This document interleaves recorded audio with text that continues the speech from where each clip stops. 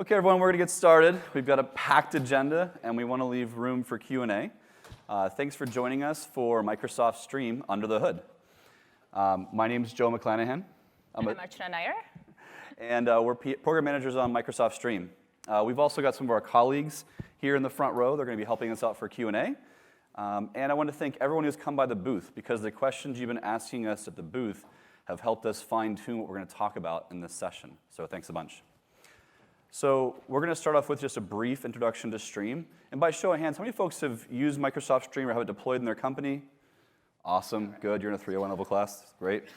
And then we're going to talk about Stream architecture, do a deep dive into some IT admin considerations, and talk about announcements and roadmap. So as a refresher, Stream is Microsoft's enterprise video solution as part of Office 365, where you can securely curate and deliver video to your organization. We support live events through Stream, Teams, and Yammer. We provide a portal to discover and share videos, like executive communications, or training and support videos. We support Teams meeting recordings, so when you click the record button in a Teams meeting, that recording goes over to Stream. And all of those sources, really, they flow into Stream with automatic transcripts, search, and the enterprise security you expect from Office 365. All right, so let's talk about Stream architecture.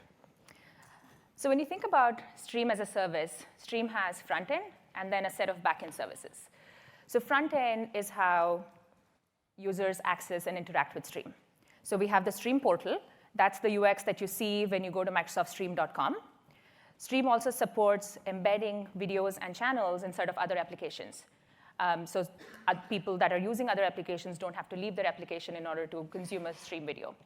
Stream also supports a simplified form of the OEmbed service. So that way, the applications can call our OEmbed endpoint to dynamically get the embed code and automatically embed the videos inside of the applications.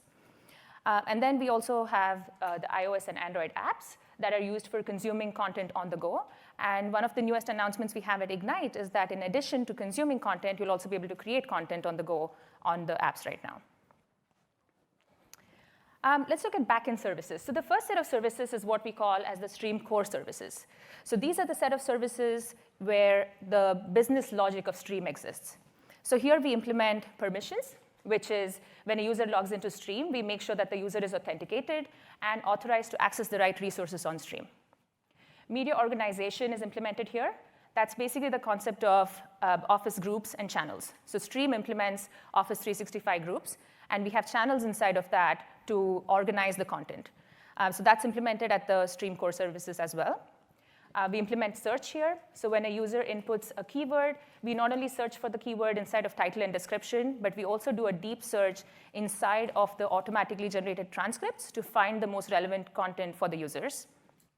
And then finally, live events. So Stream supports live events. So all the logic, including scheduling of the live events, connecting with the encoders, working with Azure Media Services in order to set up a channel and get the whole live event going. That entire logic is implemented at this layer as well. The next big dependency that Stream has is Azure Media Services. Azure Media Services is basically Azure's offering. It's a PaaS offering. And it does most of the heavy lifting for Stream when it comes to video processing. So in here, there are a few important components. So we have encoding here. So when a user uploads a video to Stream, so Stream supports a whole range of different types of videos, formats. When a user uploads a video to Stream, the encoding in Azure Media Services encodes the video into various different bit rates. So it goes all the way from 180p to 1080p to make sure that we are able to support various network conditions. Content protection, encoding also supports generation of thumbnails that we use for videos. Content generation dynamically encrypts the streaming content using AES 128-bit encryption so that the content that you're streaming is secure even during streaming. The streaming service is the one that implements adaptive bitrate streaming so that irrespective of what your network conditions are, what your player size is, what kind of capabilities your device has, we're able to adapt to those different conditions and still provide the best quality of the video. And then finally, there's the Azure Media Player. Stream Player is based on top of the Azure Media Player. In addition to that, Stream also has a dependency on a bunch of other Azure services. So we use Azure Blob Storage. This is where all of the video assets are stored. So that includes the video files, the thumbnails that are generated, the transcripts that are generated. All of that is stored on Azure Storage. We use Azure SQLDB to store all of the video metadata. So things like title, description, the view counts, permissions, all of that is stored inside of Azure SQLDB. And both of the Azure Storage and Azure SQLDB are both encrypted at rest. Azure Active Directory is also integrated with Stream, and that's what we use for authenticating the users. And as I mentioned earlier, we are based on top of Office 365 groups, and we use the telemetry services, which is deployed at a global level in order to capture telemetry around usage, performance, et cetera. So how does this all come together? So when a user logs into, say, goes into the Stream portal and logs into Stream, the first thing we do is authenticate the user so that we know that they are who they claim to be. Once the user is logged in, the first thing we do is we load up the front end from the closest data center. So for example, you're all here in United States, but let's say your tenant is based out of Japan. So the front end, though, is still loaded from a data center that's closest to you here from United States, while we figure out where your backend tenant region is, and then we go and load all of the backend services from your tenant region. So that brings us to the next question that we get asked a lot, which is, where does Stream data live?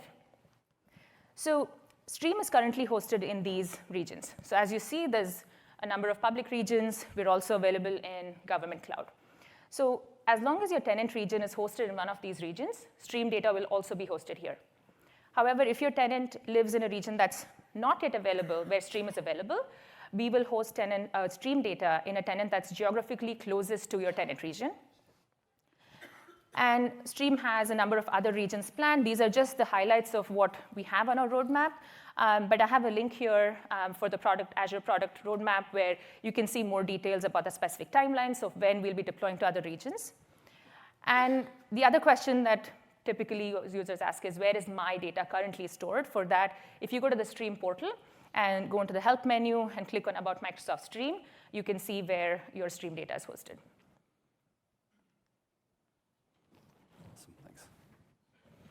So now we're going to do a deep dive into some IT admin considerations for adopting Stream and managing Stream. We're going to talk about migration from Office 365, security and permission, company policies, information governance, network infrastructure, and the integrations across all of Office 365. We'll start with migration from Office 365 video. So self-service migration from O365 Video is available to all tenants except for tenants deployed in the government community cloud, China, or Germany. But otherwise, you should be eligible for self-service migration. I'm going to walk through what that migration looks like. So if you need to do one of these migrations, you'll have some familiarity with it. When your tenant is ready for migration, you'll see a banner at the top of your portal saying that you can start migrating. When you click on that, it'll take you to the Office 365 video migration wizard. We'll start off with some things to expect as part of doing the migration. We'll call out some feature differences between O365 video and Stream that you should be aware of. You'll get a chance to start the migration, monitor its progress, and invite others to be a part of that. And then we'll identify items that you might want to look at, as well as set your go-live date. So once you set your go-live date, on top of your O365 portal, it'll tell you that your migration is set to go live at this date. You can change that if you like. But to kind of walk through sort of the mapping of how we do the migration, Office 365 video channel lists will become Stream browse groups after migration. O365 video channels become Stream groups.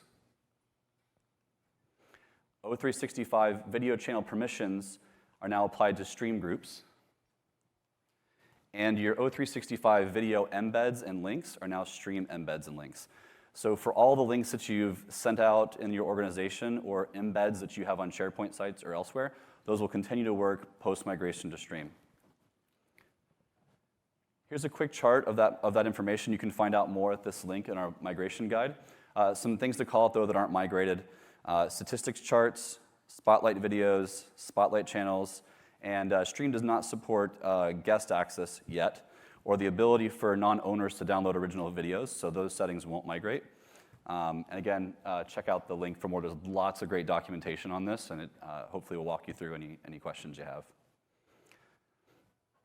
So from a timing perspective, we've completed our beta phase, and now we're in opt-in self-service migration, and that's available for almost all tenants, like I said. Over 400 companies have successfully migrated, and soon we'll move to phase 2, which is an opt-out. You'll get a 2-month warning to opt out of an automatic migration, and then at a future date, we'll retire Office 365 Video and migrate all of our remaining customers. So stay tuned for announcements on that. Security and permissions.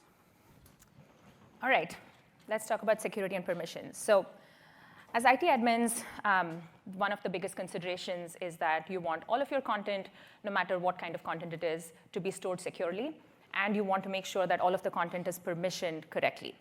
So Stream helps with that. As I mentioned during the architecture, all of the Stream content, which is videos, assets, whether they're streaming or at rest, they're encrypted.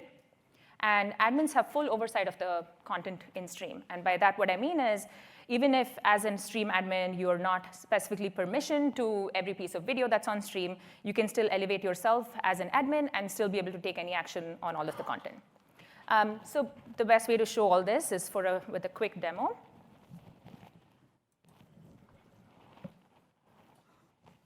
So here I am inside my Stream portal.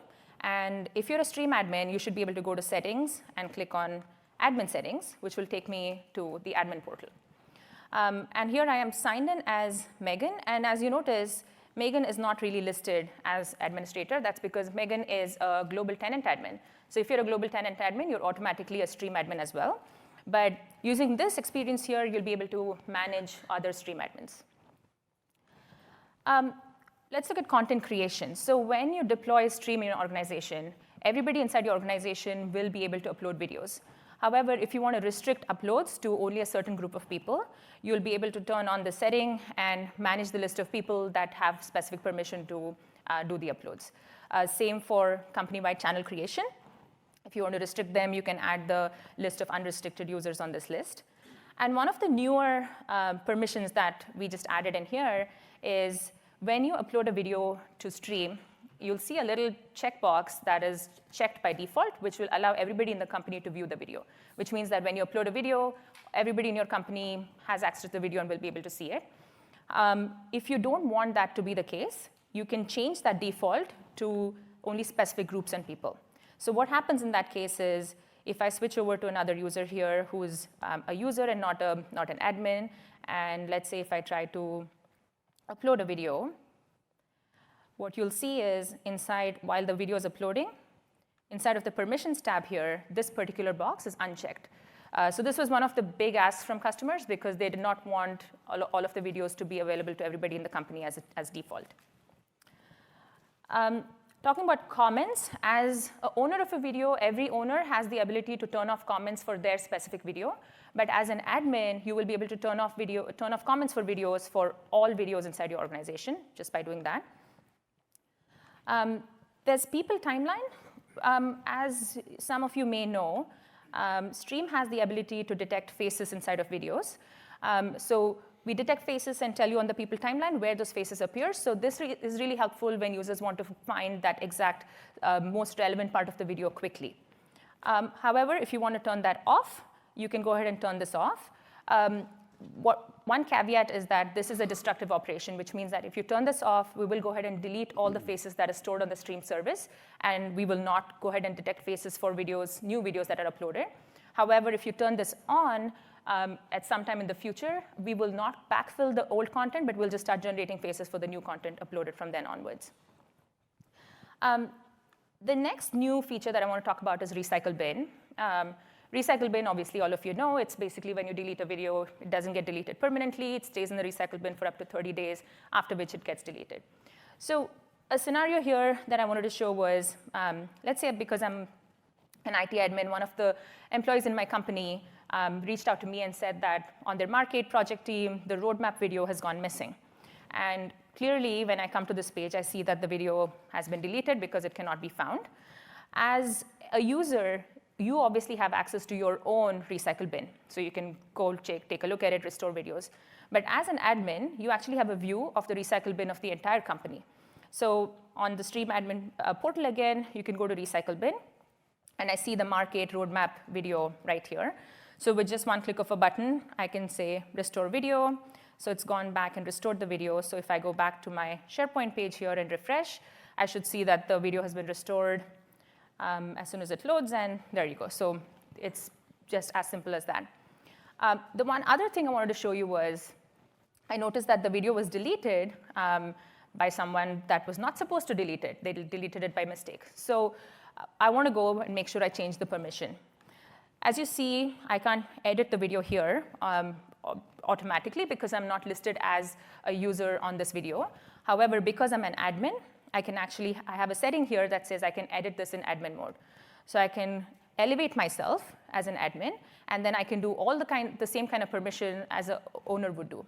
So I see that the person that had deleted this video was a part of the Mark8 project team. I don't want them to have owner permission, so I can remove that and apply, and that saves it. So that's how easy it is to have an oversight of all the content inside of Stream. I'm going to hand it off to Joe to continue along. So we have heard from a lot of customers that they, as part of rolling this out to their entire company, that they want to set clear policies for the use of Stream in their organization. So Stream does support providing a link to your company policy. This can be hosted anywhere. It's just a URL. And that link can just be there as informational, or you can require all users before they upload a video to accept this company policy. We also have the ability, if you change the policy or something's changed in your organization, you can reset that company policy acceptance, so users will have to go through that again. And a feature that's coming real soon now is the ability to have a customized link in the footer of your Stream portal and all the pages that has a link to that policy with some text that you specify. I also want to show a couple of features here around how we can look at user data and pull reports on users' data. So in Stream, I can search for any user that's in Stream and request a report history. So I've requested one from Megan Bowen here and downloaded it, and I'll show you what that looks like. So sometimes for compliance reasons or investigations, you need to just get access to all the data that a given user has. So from here, you can see all the videos that that person's uploaded. You can click on the link, view them, download them if you need to. This can be helpful for GDPR scenarios, and it also, in a pinch, can help e-discovery scenarios. And we'll talk more about that in a minute. Also, as part of regulatory needs or investigations, or just trying to troubleshoot who deleted that video, how did that happen, you can use the audit log support in Security and Compliance Center. So Stream is integrated with those audit logs. And if you haven't used this, I'll quickly show you how this works. When I search for a video, this shows all the different types of events that Microsoft Stream reports into the audit logs: creation, deletion, viewing, liking, unliking, all this information. So you can run these queries and get that list back in here. You can click on it and learn more about it. So this person uploaded a video. Here's the URL for that. Here's the time. And you can filter this down by date, time, specific users, and all are part of one of the video URLs. So if you have a dead link and you need to figure out what happened to this dead link, you can paste that into here and get a history of what happened. And then lastly, back in our admin portal, in Stream, videos are owned by the tenant. They aren't a user thing. They're part of a general pool in the tenant. And so when users are deleted from AAD, we leave the user's name attached to the videos, but it's disconnected from their AAD count. So you can come through here and find any deleted users that you need to, and you can either update the name to an anonymous name like Jane Doe or whatever, or put it into a general bucket of videos in Stream. So. Sorry, did you say if they're deleted from Active Directory or disabled? I believe it's deleted. Yeah. Still there then? The videos will still be there. The videos are owned by the tenant and part of a tenant-wide repository, just like if that user had uploaded something to SharePoint, for example. Right. Yeah. But it won't have their name associated with it. It'll have just their first and last name, and if you want to go remove that name and make it anonymized, you can go do that as an admin in here. Yeah.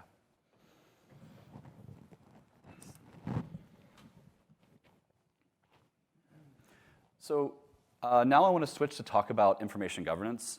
We definitely understand how important that is for Stream customers, that you can customize Stream to follow the information governance policies of your organization. Today, the user reports I showed you can help in some basic e-discovery needs or investigation tasks. We're also going to be adding soon an admin search mode.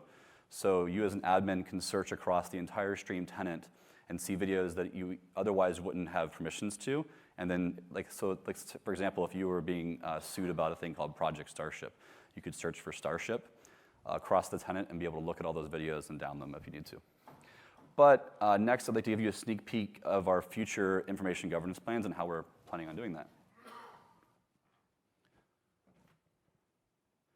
So we're planning to integrate Stream directly into the existing information governance flows in Security and Compliance Center. Are folks in here pretty familiar with Security and Compliance Center? Okay, we're about like 50-50-ish maybe. Okay. Security and Compliance Center has a lot of different workflows around security, information governance. You can do some threat protection stuff in there. It's pretty full-featured.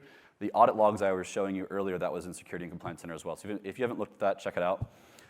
If you are familiar with Security and Compliance Center today, you'll be it's where Exchange and OneDrive and SharePoint and the team's information governance workflows live.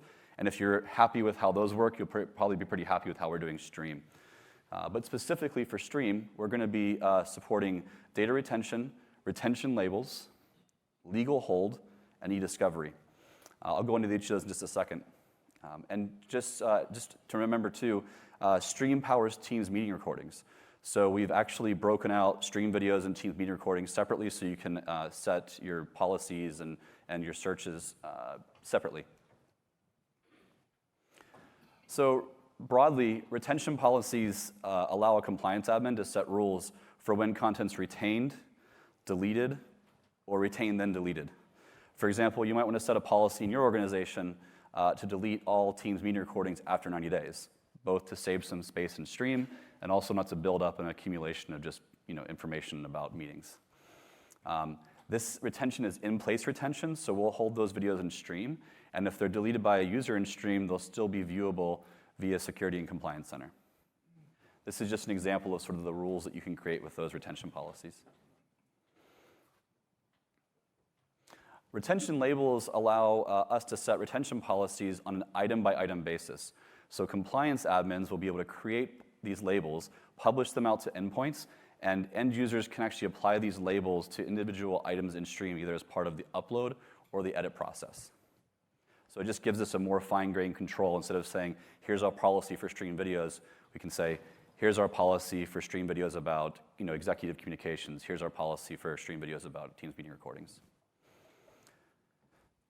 And then compliance admins will also be able to search, review, and export Stream videos, as well as set query and custodial-based legal holds. I'll talk about that and unpack that. These e-discovery searches will search video metadata such as title and description, but also include the full context of the transcript for the video. So as you search, you'll be able to see where certain words are said in certain videos. Those videos will also be included in the review experience, which is what I'm showing here in Security and Compliance Center. So your compliance admins can review the applicability of this video for a given case. We're also adding legal hold options based on queries, which you can do in Security and Compliance Center, and what's called custodianship, which is a compliance term for linking people to their videos. Lastly, we've heard from customers that they'd really like us to roll out these information governance features as soon as they're ready and not wait for one big entire release. So we'll be releasing these things as they're completed. Watch our roadmap. We'll be updating that as we get closer on dates. And just to give you guys some context, we're likely to start with e-discovery, search and export, followed by data retention. But again, keep your eye on the roadmap, and we'll keep it updated as we go. All right, network. So this is another big consideration for IT admins. Anytime they deploy a new video solution, you want to make sure that you're optimizing your network consumption. While at the same time, you don't want to compromise or sacrifice your viewing experience. So before we get into how Stream can help here, let's spend like a couple minutes on how streaming works inside of Stream today. So Video playback in Stream is unicast, which means that every video that's being played back, the user is going out to the internet beyond your company firewall and getting a unique video stream. So while this is maybe OK for intermittent viewing of videos, if there is a live event where there are potentially hundreds and thousands of people that are watching the live stream at the same time, or if there is an on-demand video that's really popular, such as at Microsoft, we have standards of business conduct videos which get sent out, and everybody has to watch it in a certain period of time, there is a huge load on your network. And that can potentially, at times, bring down your network too. So for organizations that want to kind of like de-risk themselves or want to basically optimize their network usage, we have integrations with ECDN solutions. ECDN is basically enterprise content delivery networks, and how they help in this situation is basically they reduce the amount of network traffic that's going to cross your company's firewall and go out to the internet. There are different types of solutions. There's peer-to-peer solutions, and then there's cache proxy solutions we'll talk about in just a second. And in addition to helping optimize the network bandwidth, these solutions also provide real-time monitoring, as well as provide some analytics. So Stream has integration with 3 ECDN partners, Collective, Hive, and RAM. Hive and Collective are peer-to-peer solutions, which means that when the first user downloads the fragment on their machine, the subsequent users are just using that fragment, which is already inside their network, as opposed to leaving their company firewall.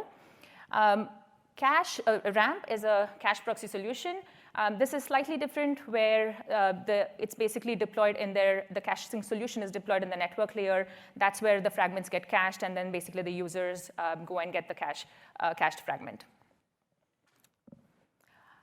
Do we have time for a quick demo? Do that. I want to make sure we're doing good on time.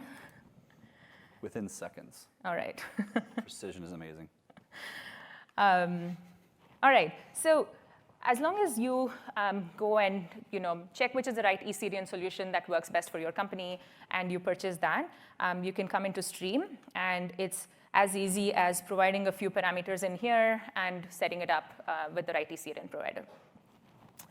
All right, that's all with the demo.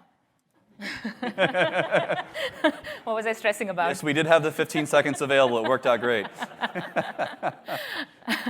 All right, integration. So, creating great video content is amazing, but if users are not able to find the content, then there's very little value in actually having all that video. So it's really important as IT admins that are deploying a video solution that you want to make sure there is seamless integration across all of the Office 365 apps. So Stream actually helps there. So Stream has great integrations. We integrate with Teams. So you can actually add a tab inside of a Teams channel, and you can embed Stream videos and channels inside it. Stream has integration with OneNote, where you can embed a Stream video inside of OneNote, which is great for learning scenarios.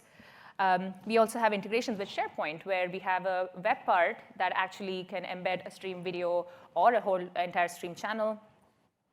With PowerPoint, we have actually multiple points of integration, where now you can actually embed a Stream video inside of PowerPoint, so thereby reducing your size of your PowerPoint file.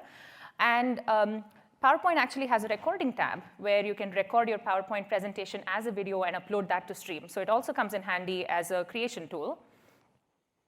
And then you can embed Stream videos inside of Yammer. And then one of the new announcements we have this year at Ignite is actually embedding a Stream inside of Power Apps. And when you think about Microsoft Stream as a communication tool, Stream actually works across Teams and Yammer to bring live events across Microsoft 365. And like Joe was mentioning earlier, if you record a meeting inside of Teams, that actually gets uploaded to Stream as well. And then what we're excited to kind of show you a sneak peek on is Stream's integration in Microsoft Search. So for that, I can show you a quick demo of what's coming up.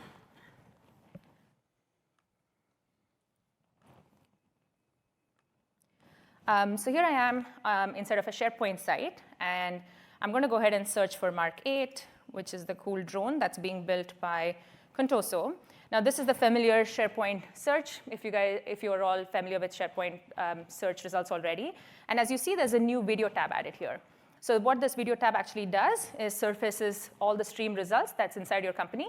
And in addition to showing stream results, we're also bringing video results from OneDrive and SharePoint, so you have all your videos in one place. And then clicking on a result here will open up the result inside of Stream. All right. What about bank results? Oh, it's coming. So across Microsoft Search, so right now we have SharePoint. By the time we actually GA this, hopefully sometime next year, we'll have SharePoint, Office.com, Bing, and wherever you'll have Microsoft Search. Yep. Question for the recording was, what about Bing search results? Yes, thanks. All right. There you go. Awesome. So we've talked about a lot of stuff here, but we also want to make sure that we cover some broader roadmap things and some of the announcements we've been making at at Ignite for Stream to make sure you guys are aware of those. We've shipped a new feature. We're celebrating some work where we have some new announcements and some sneak peeks, some of which you saw today.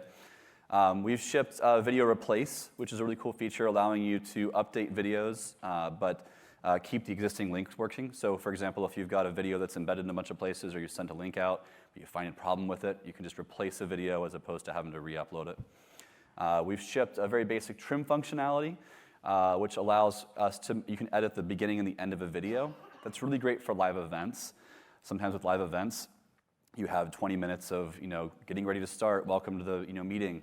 And when that transitions over to on-demand video, you want to edit that and remove that extra video. You can now add forms to Stream videos to create polls and quizzes. We've also shown our future plans for simple video creation via screen recording. It's great for training and support videos. So you can, just from the Stream website, click record, create a new video. It'll record your desktop, use your camera, and use your audio. If you haven't seen that feature, watch our earlier session this week. Our channel will show that in a bit, but watch that session and you'll get a chance to see that demo. Then we've got mobile compliant capture that allows users to record video on their go on their mobile device and have that video be uploaded directly to Stream and not go to their consumer camera roll. It won't go to Google Photos or iCloud. And then you may have seen the voice enhanced demo as part of the keynotes. There was a construction worker who had this really noisy background, and the voice enhanced feature took that voice, made it louder, and made the background noise go away. Super cool stuff. If you haven't seen that yet, watch the keynote or stop by our booth. We're happy to show it to you. We're very proud of it. And I'll zoom out here to look again at the full roadmap. And I'll just point out a few things. We talked about some admin features that are in development. You saw the policy acceptance, the admin mode search. But feel free to take a picture. I'll pause, and we can talk about this more in Q&A if anyone has questions.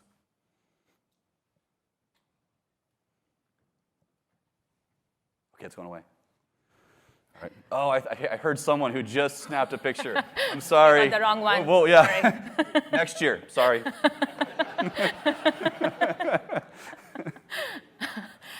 All right. So these are just a list of all the sessions we had for Stream. The ones in gray are obviously done, but we wanted to put it in here in case you missed it. You can go back and catch it on-demand video. We do have another session for Stream tomorrow. It's actually right here. Yay! At 3:15 tomorrow, which talks about live events across Microsoft 365, how you can set up live events using Stream, Teams, and Yammer. Do attend it if you're interested in live events. Actually, attend it anyway, even if you're not interested in live events, because it's going to be a really fun session. And then finally, just some resources where we have a couple of focus groups. So if you're interested in giving feedback to the product team, please do sign up and come and attend our focus groups. We'd love to hear from you. We're basically shaping our roadmap based on all of your feedback. We also have IT admin playbooks. If you have not already picked up one from our Stream booth, come and pick it up. It has some great information about how you can start deploying Stream and some considerations you should have. And there are some links, helpful links for migration, live events, et cetera. And that brings us to the end. Q&A? Yeah, so come up to a microphone. We're happy to answer some questions. We've got other colleagues in the room who might help too. So yeah, go for it. So I stopped by the Yammer area, new Yammer experience. They've got some video in there. Is it the videos that they're doing live events? Is that Stream enabled? Is that going to go to Stream? And then what about these little short the little short snippet videos that they're talking about. I'm not familiar with the short snippet videos, but maybe someone else on our team is. The live events that you see through, what's that? Mark is answering. Yeah, so the live events is using Stream, and it comes through automatically and goes to Stream. Those little short videos that they were showing off go to SharePoint today. There is discussion about those moving into Stream as well. Cool. Over here. Is it on? Oh, Yes. there we go. So I have a client that's looking to migrate from another video platform onto Stream. What recommendations would you have for them? Yeah, so today we don't have public APIs, which is what you'd really want for a great migration. Unfortunately, we don't have a lot of great support for that today. It's on our roadmap. You'll see it out in the future. One thing we did see was we had a customer who had built something with Selenium that essentially automated their way through it. I don't know how successful that would be, but that is a potentially option. But yeah, it is really it is something that we know is an issue and something that we do want to work on in the future. Okay, thank you. Yep. Thank you. Do you want to go? When will migration be available for GCC? Ooh. Thanks, Mark. The migration will be available for GCC probably in the next month or so, so it'll be very soon. Thank you. What's the potential timeline for the integration with Security and Compliance Center? Are we talking months, years? We are announcing a date, and that's not because we're just being mean. It actually is a pretty big and complex set of work. I totally hear you on the need for that and then how important it is, but we aren't announcing a date yet. But I promise the day that I have a date that I can announce to folks, it will be on the roadmap. I'll be grabbing our product marketing manager, and we'll get that on the roadmap ASAP. The work is already This is not something underway. that we're dreaming of and wishing. That's actually my full-time job as a program manager, and we've got a lot of engineers working on it. So it's not something that we have on the whiteboard as, hey, we'll do that one day. It's really being worked on. Thank you. Thanks. Is Stream, live events, and Teams the same, or what are the difference? Because I keep hearing about both, but I don't know when to use one or if they're the same thing. Do you want to take it? The answer might be actually it depends, and we should maybe follow up with your specific situation. But Should come to our session tomorrow at 3:15.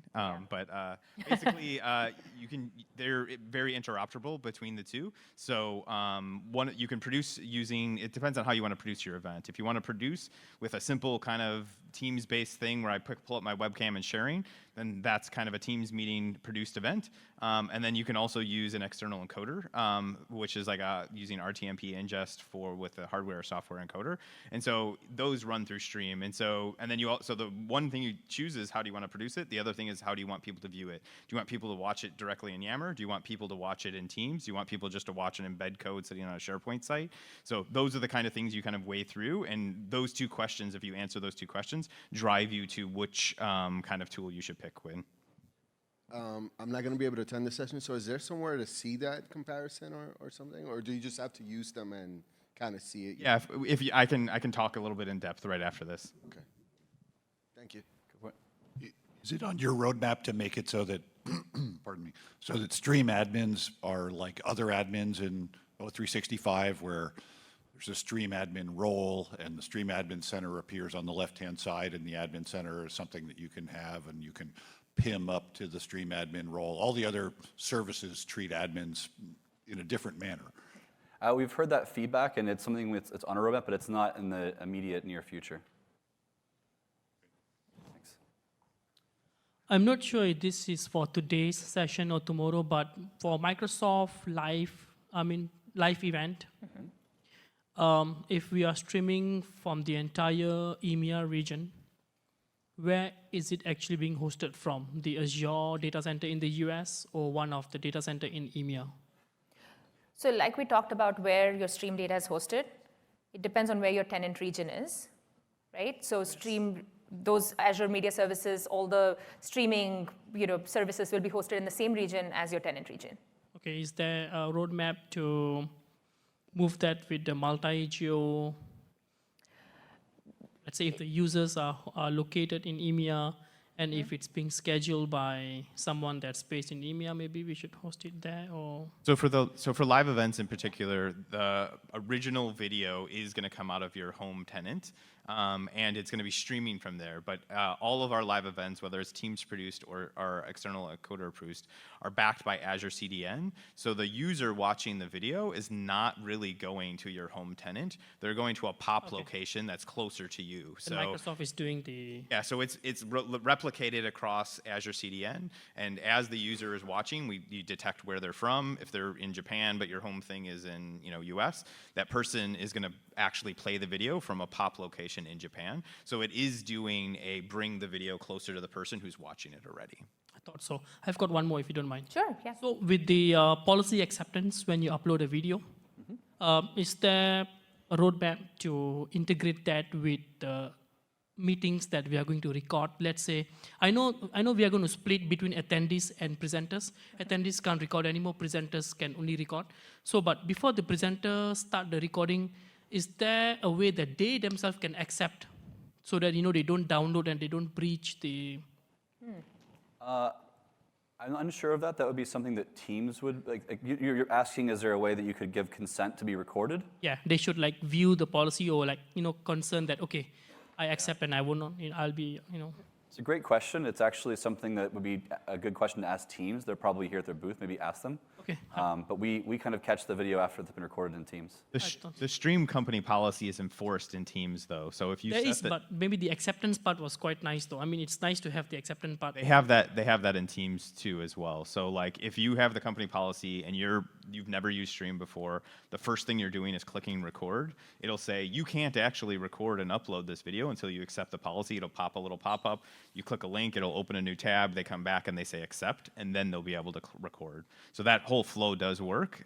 It works in the Teams desktop app. It might not work in the mobile app though for Teams. Okay, is this a setting I must do on Teams, the tenant level, or it just works? You have to just go set the Stream company policy. Got it. Now I got it. Okay. But all the attendees for that won't be accepting that policy. It's just the meeting recorder. The presenters that can record. Just the presenter that's uploading the recording. Button. That's fine. Yeah. Thanks, guys. So I have a question about the, related to the retention labels. Are you guys also going to be putting in classification, like groups classification and stuff like that, those same confidential? When you say classification, you mean sensitivity labels? Yeah, those, well, isn't there sensitivity labels and then? Yeah, so we're going to focus on retention first. I haven't had as many requests for sensitivity labels, but maybe after we're done here, I'd love to hear just a little bit about what you're thinking about doing there and learn more. At the Office 365 group level, they already have classifications. We show those already in Stream. So if you set those up via PowerShell, those do show up. And then Groups is also moving to allowing sensitivity labels at the Office group container level. And we're going to be adopting the exact same control that used in OA and used in SharePoint to create a group and edit a group. Once we adopt that control, then we will show the sensitivity labels as well when that's supported in Office groups in there. But that's at the Office groups container level, not at the video level. Yeah.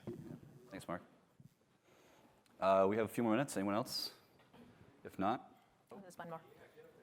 Two roadmap questions. One, is there anything in the roadmap to see who has watched the video, get the actual names, for compliance purposes?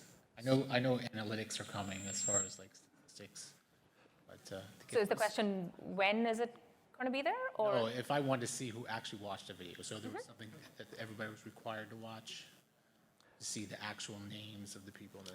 I'm not sure if that's part of the analytics work, but I know that you can get that information from audit logs, for sure, if that's interesting.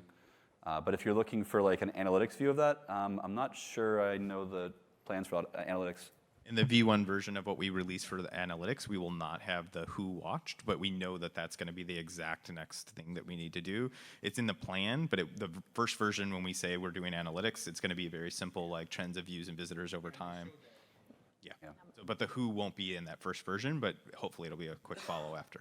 The second half. And the first version of that actually will also be a CSV download. It won't be a visualization, but just be a CSV download that you can then take and open in Excel or anything else. The second is about perhaps restricting who can display a video to the entire organization. Is there any thoughts on restricting that?